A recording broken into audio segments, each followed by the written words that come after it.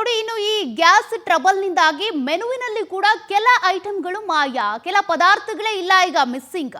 South Indian food ಮಾತ್ರ ನೀಡೋದಕ್ಕೆ ನಿರ್ಧಾರ ಮಾಡ್ಕೊಂಡಿದ್ದಾರೆ. ಕಾರಣ ಈ ರೊಟ್ಟಿ, ಚಪಾತಿ, ರೋಟಿಗಳು ಇವನ್ನೆಲ್ಲ ಬೇಯಿಸಬೇಕು ಅಂತಂದ್ರೆ ಗ್ಯಾಸ್ ಜಾಸ್ತಿ ಬೇಕು. ಇಲ್ವಲ್ಲ ಗ್ಯಾಸ್. ನಾರ್ತ್ ಇಂಡಿಯನ್ ಮೀಲ್ಸ್ಗೆ ಬ್ರೇಕ್ ಹಾಕಿದಂತ ಮಾಲೀಕರು ಅತಿ ಹೆಚ್ಚು ಗ್ಯಾಸ್ ಬೇಕಾಗುವಂತ ಖಾದ್ಯಗಳಿಗೆ ಬ್ರೇಕ್ ಹಾಕಲಾಗಿದೆ.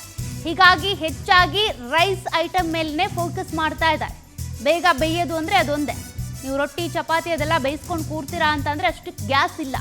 ಹೀಗಾಗಿ ಈಗ ಹೋಟೆಲ್ ಮೆನುವಿನಲ್ಲೂ ಕೂಡ ಒಂದಷ್ಟು ಬದಲಾವಣೆ ಆಗ್ತಾ ಇದೆ.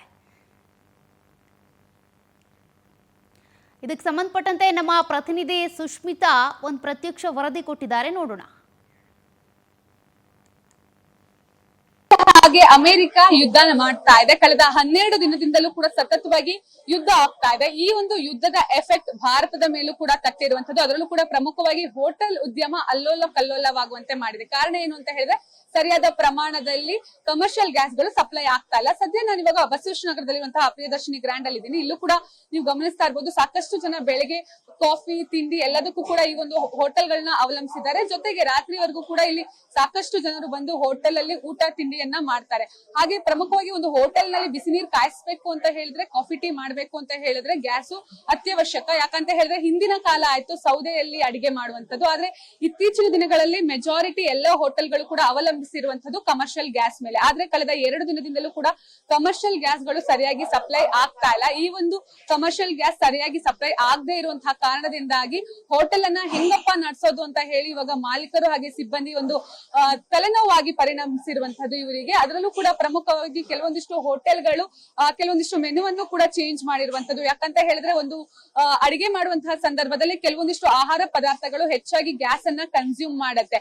ಎಕ್ಸಾಂಪಲ್ ಪೂರಿ ಆಗಿರಬಹುದು, ವಡೆ ಆಗಿರಬಹುದು. ಇದ್ರ ಜೊತೆಗೆ ನಾರ್ತ್ ಇಂಡಿಯನ್, ಚೈನೀಸ್ ಫುಡ್ ಗಳು ಇದೆಲ್ಲವೂ ಕೂಡ ಹೆಚ್ಚಾಗಿ ಗ್ಯಾಸ್ ಅನ್ನ ಕನ್ಸ್ಯೂಮ್ ಮಾಡೋದ್ರಿಂದಾಗಿ ಈ ಒಂದು ನಾರ್ತ್ ಇಂಡಿಯನ್, ಚೈನೀಸ್ ಐಟಮ್ಸ್ ಗಳನ್ನೆಲ್ಲವನ್ನು ಕೂಡ ಇವಾಗ ಬಂದ್ ಮಾಡಿರುವಂತದ್ದು. ಕೇವಲ ಸೌತ್ ಇಂಡಿಯನ್ ಫುಡ್ಸ್ ಗಳನ್ನ ಕೊಡ್ತಾ ಇರುವಂತದ್ದು. ಹಾಗೆ ಕಡಿಮೆ ಗ್ಯಾಸ್ ಅನ್ನ ಯಾವೆಲ್ಲ ಐಟಮ್ಸ್ ಗಳು ಕನ್ಸ್ಯೂಮ್ ಮಾಡುತ್ತೆ ಆ ಐಟಮ್ಸ್ ಗಳನ್ನ ಮಾತ್ರ ಇವಾಗ ಹೋಟೆಲ್ ಗಳಲ್ಲಿ ನೀಡ್ತಾ ಇರುವಂತದ್ದು. ಇದರಿಂದಾಗಿ ಗ್ರಾಹಕರಿಗೂ ಕೂಡ ಕೊಂಚ ಬೇಸರ ಆಗ್ತಾ ಇರುವಂತದ್ದು. ಆದ್ರೂ ಕೂಡ ಯಾವುದೇ ರೀತಿಯಲ್ಲೂ ಕೂಡ ಹೋಟೆಲ್ ಅನ್ನ ಬಂದ್ ಮಾಡದೇ ಇರುವಂತಹ ಹಂತಕ್ಕೆ ಕೊನೆಯವರೆಗೂ ಕೂಡ ಸತತ ಪ್ರಯತ್ನವನ್ನ ಇಲ್ಲಿ ಹೋಟೆಲ್ ಸಿಬ್ಬಂದಿ ಎಲ್ಲರೂ ಕೂಡ ಮಾಡ್ತಾ ಇರುವಂತದ್ದು. ಹಾಗೆ ಪ್ರಮುಖವಾಗಿ ಹರ್ಮುಜ್ ಜಲಸಂಧಿ ಕ್ಲೋಸ್ ಆಗಿರುವಂತಹ ಕಾರಣದಿಂದಾಗಿ ಈ ರೀತಿಯಲ್ಲಿ ವ್ಯತ್ಯಯ ಆಗ್ತಾ ಇದೆ. ಹಾಗೆ ಕೇಂದ್ರ ಸರ್ಕಾರ ಆಗಿರ್ಬೋದು, ರಾಜ್ಯ ಸರ್ಕಾರ ಆಗಿರ್ಬೋದು, ಈ ಒಂದು ಗ್ಯಾಸ್ ಅಭಾವವನ್ನ ಯಾವ ರೀತಿಯಲ್ಲಿ ಕಡಿಮೆ ಮಾಡ್ಬೇಕು ಅನ್ನೋದ್ರ ಬಗ್ಗೆ ಕೂಡ ಸಾಕಷ್ಟು ಚಿಂತನೆಯನ್ನ ಮಾಡ್ತಾ ಇರುವಂತದ್ದು. ನೀವು ನೋಡ್ತಾ ಇರ್ಬೋದು, ಹೋಟೆಲ್ ಗಳಲ್ಲೆಲ್ಲವೂ ಕೂಡ ಬೋರ್ಡ್ ಅನ್ನ ಹಾಕ್ತಿದ್ದಾರೆ. ಅಂದ್ರೆ ಆದಷ್ಟು ಲಿಮಿಟೆಡ್ ಸ್ಟಾಕ್ಸ್ ಗಳನ್ನ ನಾವು ನೀಡ್ತಾ ಇದೀವಿ ಅಂತ ಹೇಳಿ. ಒಂದು ಹೋಟೆಲ್ ಅನ್ನ ನಡೆಸಬೇಕು ಅಂತ ಹೇಳಿದ್ರೆ, ಸಣ್ಣ ಹಾಗೆ ಮಧ್ಯಮ ವರ್ಗದ ಹೋಟೆಲ್ ಅನ್ನ ನಡೆಸಬೇಕು ಅಂತ ಹೇಳಿದ್ರೆ ಮಿನಿಮಮ್ 2 ರಿಂದ 3 ಗ್ಯಾಸ್ ಬೇಕಾಗುತ್ತೆ. ಆದ್ರೆ ಈ ರೀತಿಯಲ್ಲಿ ದೊಡ್ಡ ಪ್ರಮಾಣದಲ್ಲಿ ಸರ್ವಿಸ್ ಹಾಲು, ಪಾರ್ಟಿ ಹಾಲು ಹಾಗೆ ಇನ್ನಿತರ ಸೇವೆಯನ್ನು ಕೊಡುವಂತಹ ದೊಡ್ಡ ದೊಡ್ಡ ಹೋಟೆಲ್ ಗಳೇನಿದೆ, ಮಿನಿಮಮ್ 8 ರಿಂದ 10 ಗ್ಯಾಸ್ ಗಳು ಪ್ರತಿನಿತ್ಯವೂ ಕೂಡ ಬೇಕಾಗುತ್ತೆ. ಆದ್ರೆ ಎಲ್ಲೋ ಒಂದ್ ಕಡೆ ಗ್ಯಾಸ್ ಗಳು ಸರಿಯಾಗಿ ಪೂರೈಕೆ ಆಗದೆ ಇರುವಂತಹ ಕಾರಣದಿಂದಾಗಿ, ಅದರಲ್ಲೂ ಕೂಡ 2 ದಿನದಿಂದ ಗ್ಯಾಸ್ ಸರಿಯಾಗಿ ಪೂರೈಕೆ ಆಗ್ತಾ ಇಲ್ಲ. ಹೀಗಾಗಿ ಇರುವಂತಹ ಸ್ಟಾಕ್ ಎಲ್ಲವೂ ಕೂಡ ಖಾಲಿ ಆಗಿರುವಂತದ್ದು.